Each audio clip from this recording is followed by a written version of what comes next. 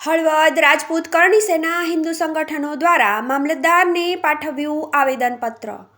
ક્ષત્રિય શિરોમણી રાણા સાંગા વિશે અભદ્ર નિવેદનનો હળવદમાં વિરોધ। વીર મહારાણા સાંગાજી વિશે અપમાનજનક ટિપ્પણી કરનાર સાંસદ વિરુદ્ધ કડક કાર્યવાહી કરવા માંગ।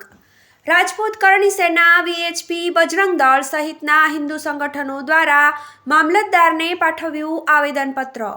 રાષ્ટ્રનાયક મેવાડી વીર યોદ્ધા રાણા સાંગા મહારાણા સંગ્રામસિંહજીના સન્માનમાં હળવદના રાજપૂતો મેદાનમાં। સમાજવાદી પાર્ટીના સાંસદ રામજીલાલ સુમન દ્વારા મહાપુરુષ મહારાણા સાંગા વિરુદ્ધ કરવામાં આવેલ ટિપ્પણીના ઘેરા પ્રત્યાઘાતો। હળવદ ખાતે રાજપૂત કરણી સેના હિન્દુ સંગઠનો દ્વારા વિરોધ નોંધાવ્યો। મામલતદાર મારફત રાષ્ટ્રપતિને આવેદન પાઠવ્યું હતું। રાણા સાંગા વિશે કરેલ ટિપ્પણીઓ મુદ્દે સાંસદ પર કડક પગલાં ભરવા પણ ઉઠી માંગ। નેતાઓ ભાન ભૂલી રહ્યા છે, એ નહીં ચલાવી લેવામાં આવે। ક્ષત્રિય સમાજનો ઉઠ્યો સૂર। રાજપૂત કરણી સેનાના યુવાનો દ્વારા સૂત્રોચ્ચાર કરી વિરોધ પ્રદર્શન કર્યું। બાયટ લક્ષ્મણસિંહ, પ્રમુખ શ્રી કરણી સેના હળવદ। ભાવેશભાઈ ઠક્કર, બજરંગ દળ પ્રમુખ।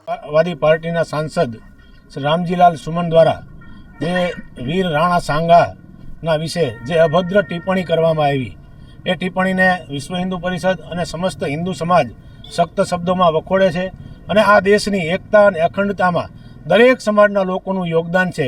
આજ રાણા સાંગાથી લઈ, શિવાજી મહારાજથી લઈ અને આગ્રાના કાળુ મહેતર સુધીના તમામ લોકોનું આ દેશની એકતા અખંડતામાં યોગદાન છે। ત્યારે આવા મહાપુરુષો વિશે કોઈ પણ ટિપ્પણી કરતા પહેલાં રામજીલાલ સુમને 100 વખત વિચાર કરવો પડે અને આ શબ્દો એમે માફી માગી પાછા ખેંચવા પડે અને સમાજવાદી પાર્ટીએ તેમને તેમના તમામ હોદ્દા ઉપરથી દૂર કરવા જોઈએ તેવો હિન્દુ સમાજ માગણી કરે છે।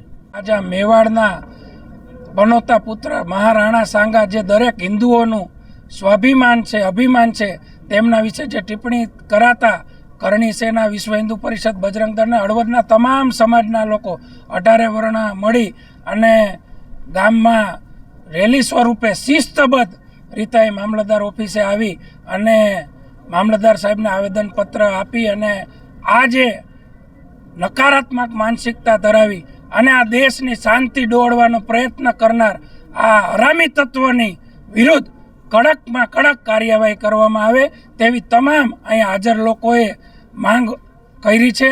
એ લેખિત સ્વરૂપે આવેદન આપ્યું છે અને હિન્દુ સમાજ એક થઈ જો આગામી સમયમાં આવા કોઈ નિવેદનો કરવામાં આવશે તો આ શાંતિપૂર્ણ રીતે એમના વિરુદ્ધ દેખાવો કરવામાં આવ્યા છે, પરંતુ એ જો નહીં સમજે તો એ જે ભાષામાં સમજશે એ ભાષામાં હિન્દુ સમાજ એમને જવાબ આપશે।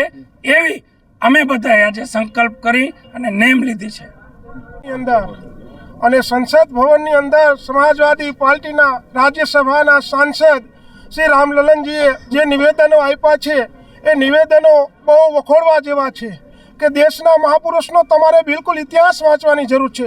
જે 18 વર્ણના મહાપુરુષો થયા છે, આ દેશને બલિદાનો આપ્યું છે, આ દેશને રાખવા માટે અખંડતા, આ દેશની રાખવા માટેની એકતા રાખવા માટે થઈને જે આપ્યા છે, એવા મહાપુરુષોને પહેલાં તો તમારે એમનો ઇતિહાસ વાંચવો જોઈએ, પછી નિવેદનો આપવા જોઈએ। આ નિવેદનોને અમે સખત નિંદા કરીએ છીએ અને વખોડી કાઢીએ છીએ।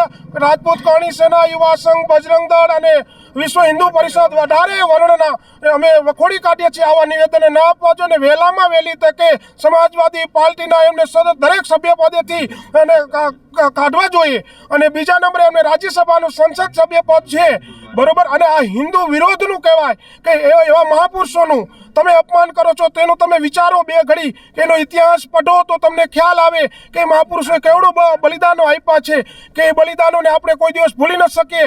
અને એવા મહાપુરુષો ઉપર જ્યારે આપણે ટિપ્પણી કરતા હોય ત્યારે અમારી રાજપૂત કરણી સેના અને તમામ હિન્દુ સંગઠનો અમે એને વખોડી કાઢીએ છીએ। જય હિન્દ। તપનભાઈ દવે, મયુર રાવળ, હળવદ, GTV ન્યૂઝ।